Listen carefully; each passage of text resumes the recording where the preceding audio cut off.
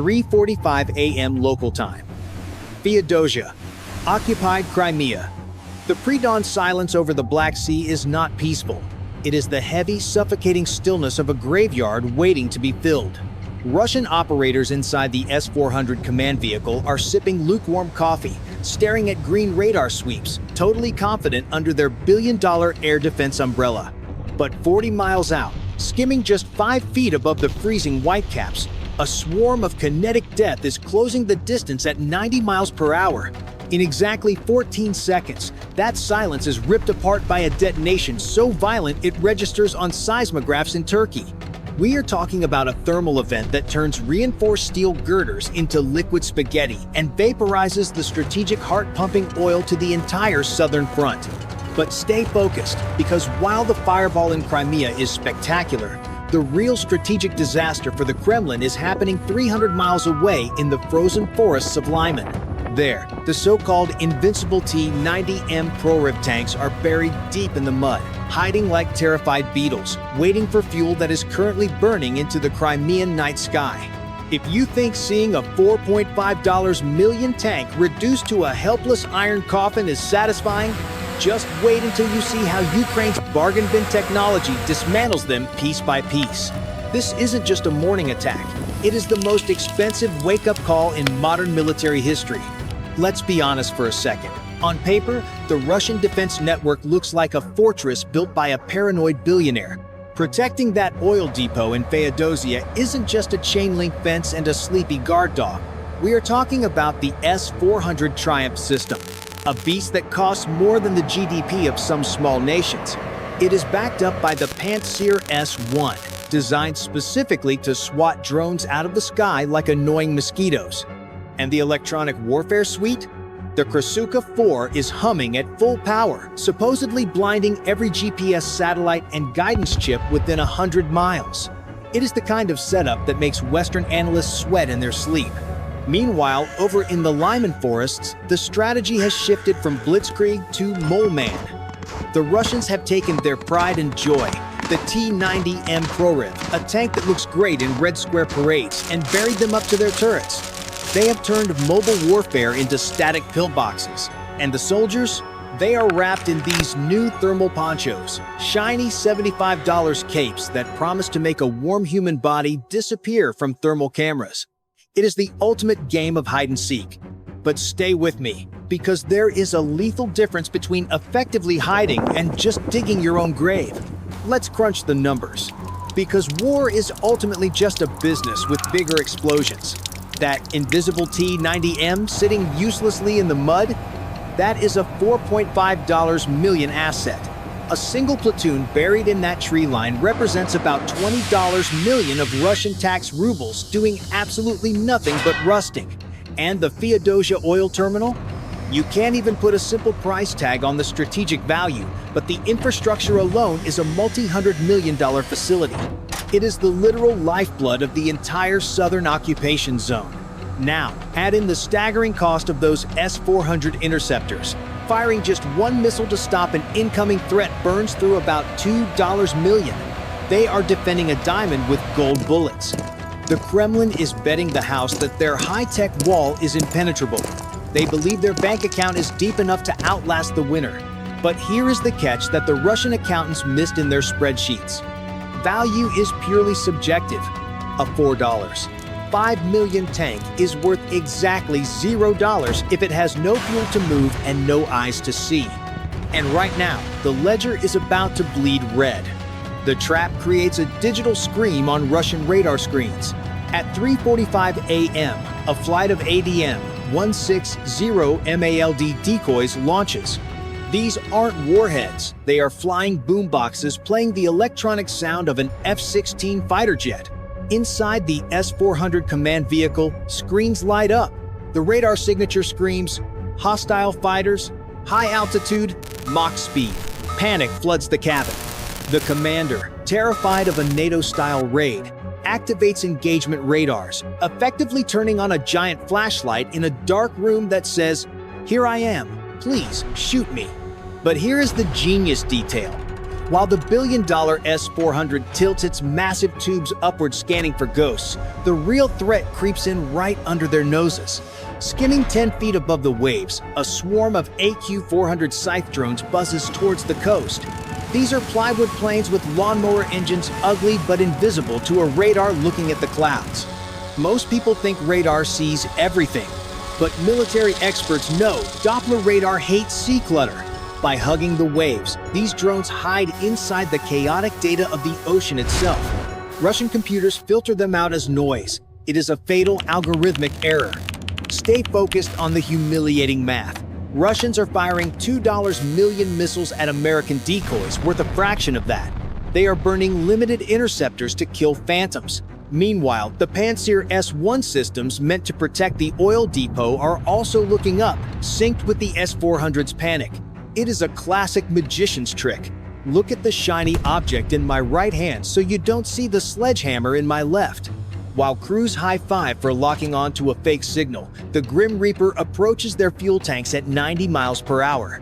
If you were the commander watching those blips, you would fire. That is exactly what Ukraine is banking on.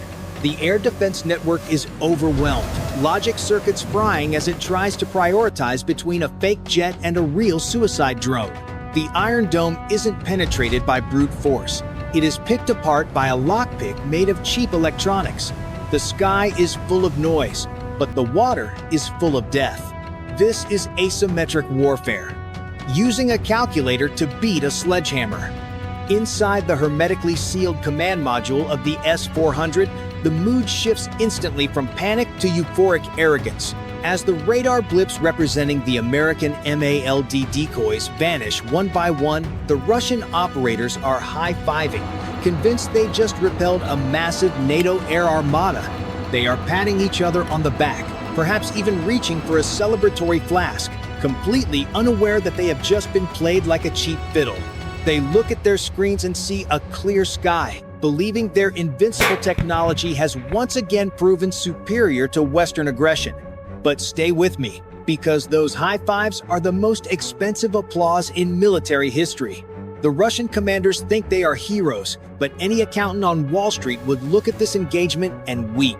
They just fired a salvo of interceptors worth a combined $15 million to shoot down plastic tubes that cost less than a used sports car. They didn't win a battle, they just successfully bankrupt their own battery.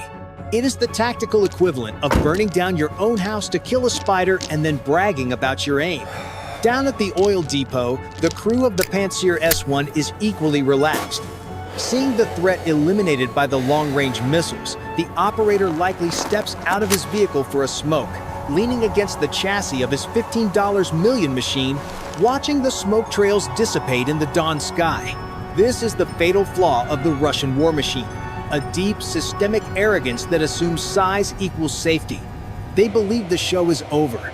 They think the Ukrainians have taken their best shot and failed.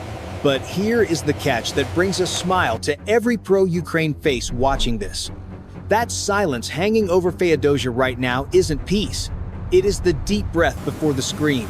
While the Russians are busy congratulating themselves for shooting down decoys, the real killers, the AQ-400 scythes, are now just seconds away, popping up over the horizon line like angry hornets.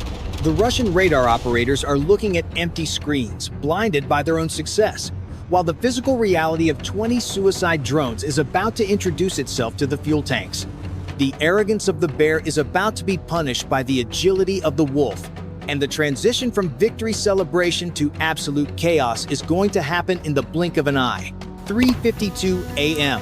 The smoke break at the Feodosia oil terminal is interrupted by a sound that haunts the dreams of every Russian conscript. It is not the roar of a jet, it is the humiliating low-frequency buzz of a lawnmower engine. Before the Pantsir S, one gunner can even stomp out his cigarette, the first AQ-400 scythe clears the seawall. There is no lock-on warning, no radar alarm, just the visual horror of 20 flying cardboard boxes descending on the fuel storage tanks like vultures on a carcass. The first side slams into the primary distillation column. There is a split second of silence before kinetic energy transforms into a catastrophic thermal event, turning the night sky into noon. Then the second hits, then the third. It is a domino effect of destruction.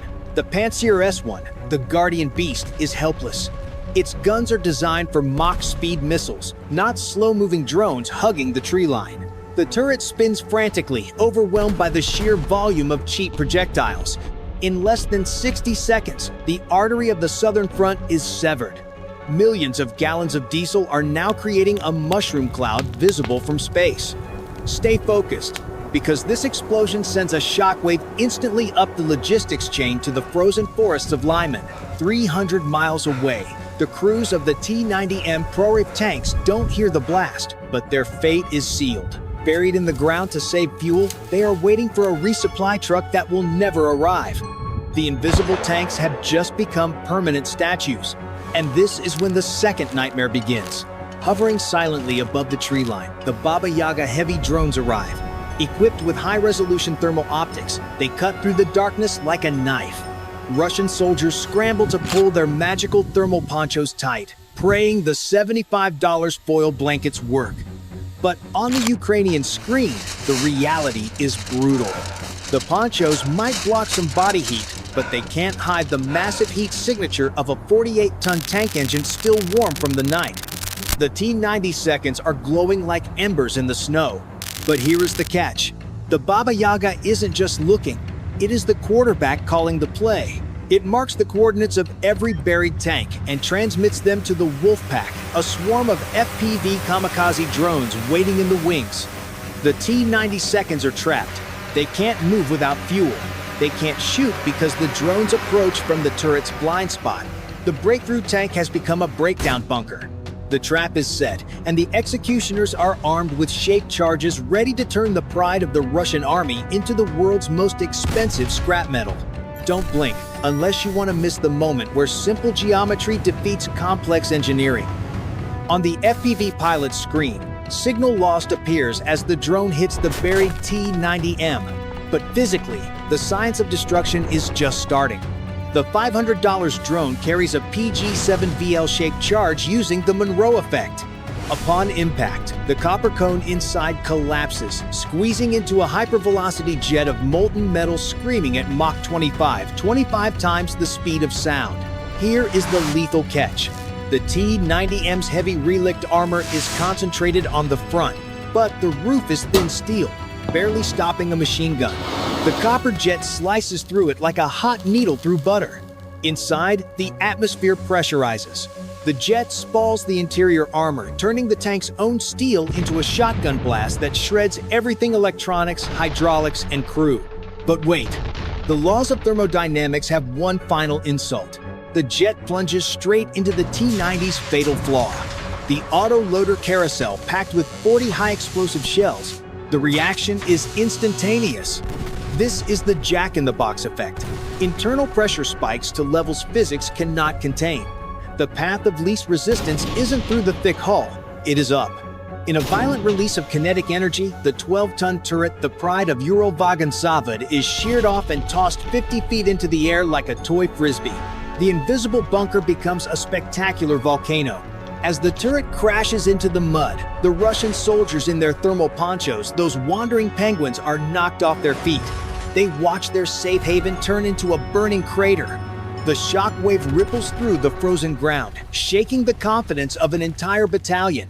The $4.5 million asset didn't just die. It was erased by a $500 toy using a physics principle from 1888. For the survivors, the ringing in their ears is the sound of a billion-dollar failure. Total, absolute annihilation. War's brutal ledger. Smoke over Feodosia and burning T-90Ms in Lyman tell a brutal story.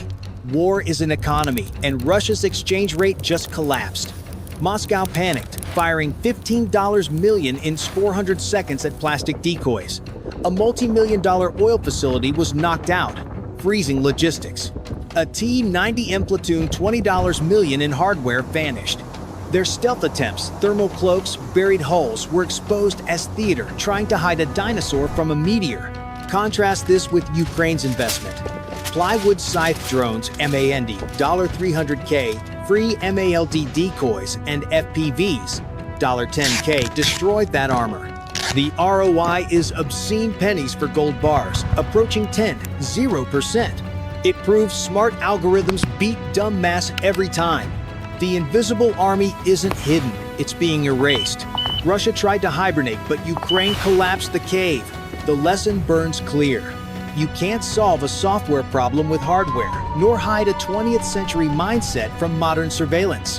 The question, with a $5 million budget, would you buy one parade-ready T-90M or 10,000 FPV drones? Choose wisely.